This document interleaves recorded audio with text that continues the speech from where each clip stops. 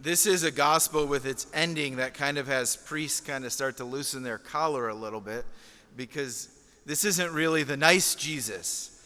It's not the one that we want to hear from, right? Jesus might even sound cold and unfeeling today. It's kind of like what we learned in seminary on the first day, like, don't make the grieving more upset. Right? Like, or at least that should even be a precondition before you come in. Like, don't be a jerk to people who are hurting. That was supposed to be funny. Right? Like, this is like, what is going on? Who is this person? How could Jesus say, let somebody else bury your father? If this is the kind of Jesus, the kind of what you're saying, I don't know that I want to follow you. Now, perhaps I'm letting him off the hook, but I think if we're supposed to give anybody the benefit of the doubt, perhaps Jesus is like the one person that we can give the benefit of the doubt. So what's going on here? Is there another reason why he might have said that? I think if because we also look, right? Bury the dead is a corporal work of mercy. It's what we're called to do.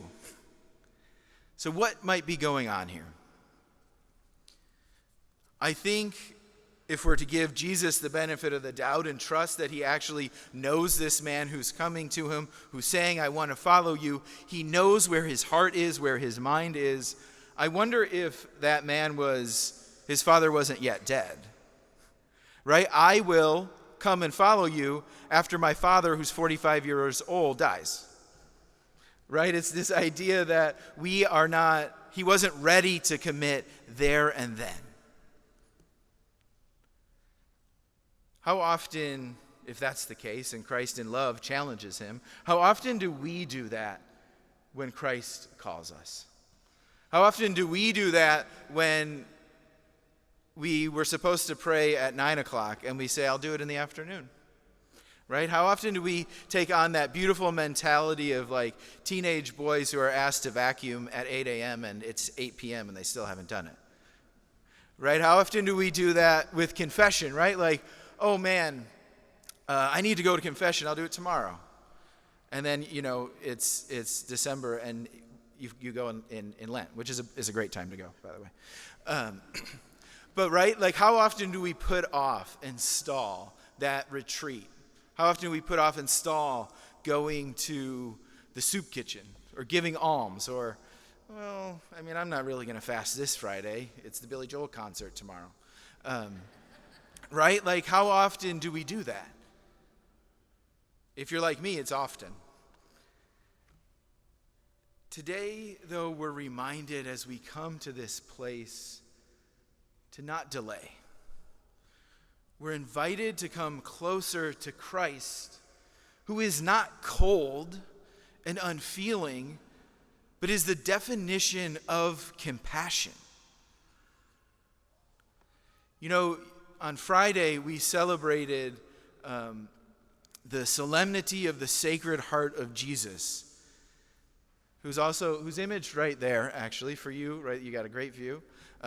He's also imaged in the windows that aren't there right now. They're getting worked on. So when you come back next, go see the Sacred Heart of Jesus in the windows. But the image of the Sacred Heart is an image of Christ's heart, wounded, right, but on fire. Of course, that's an image that Christ is on fire with love for us. He continues to desire us. He wants us to come near. But I also think that the flame of Christ's heart is an invitation to draw close so that we might be warmed by his presence. That we might be, in our darkness, receive his light to go out into the world. All analogies limp and images limp, and this one might have a severe limp, but I like it, so you're going to hear it. In movies where you often see like somebody gets lost in a seedy neighborhood, and you see like a few guys with those like cut off finger gloves huddled around a trash can fire? Right? You got that image? Okay. Well, I think that's exactly who we are, and Jesus Christ there is the fire. The image here, I say, is because he comes into our darkness, in our mess. He is unafraid to go into any part of the scary neighborhoods that reside inside our soul. And he wants to set us aflame from there. He wants to bring light to our darkness. He wants to bring warmth to wherever we are cold.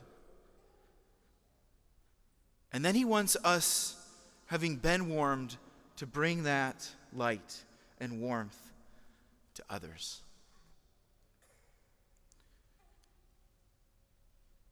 Jesus today invites us to come close to him and to not delay.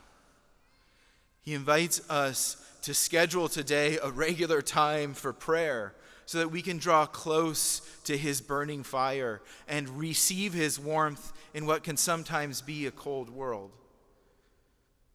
He invites us to schedule that retreat that we've been saying we're going to do for the last 10 years. He invites us to find that spiritual director. He invites us to go to confession. He invites us to do the corporal works of mercy, including burying the dead. Jesus beckons us, follow me.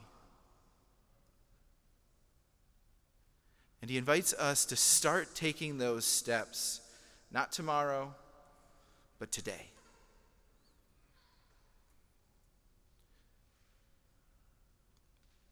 Jesus beckons us to follow him, to witness to his light, to bring his light into the world, to draw close to him so that in recognizing him, we can recognize his image in every single person that we meet. He invites us to witness to the dignity of every single person, of all human life.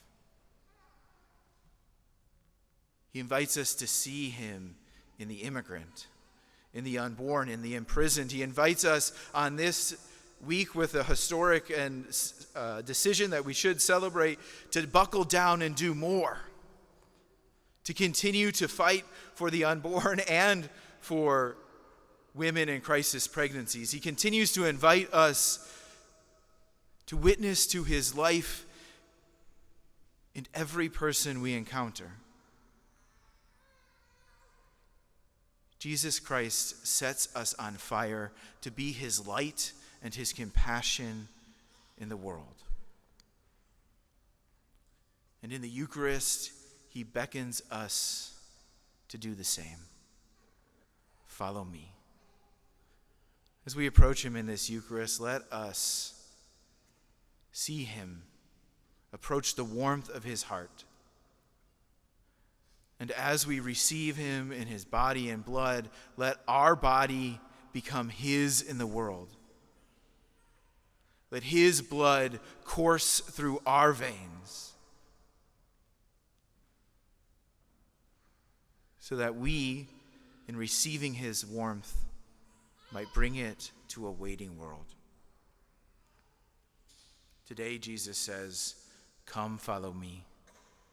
Do not delay.